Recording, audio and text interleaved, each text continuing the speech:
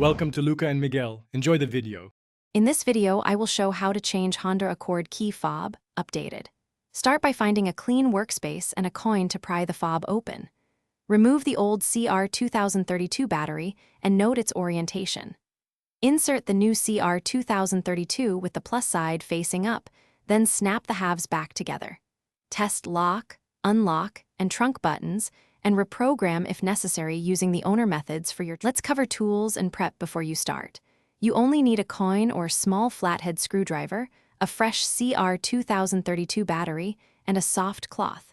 Clear a table and lay the cloth down to catch small parts. Have the car nearby to test the fob immediately after replacing the battery.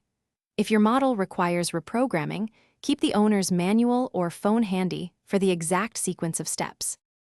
Now we'll walk through the replacement process together. Pry open the fob with a coin at the seam, separating the halves without bending plastic. Carefully lift out the old CR2032 and replace it with the new battery, keeping the plus side orientation correct. Reassemble the fob by aligning clips and pressing until you hear a click.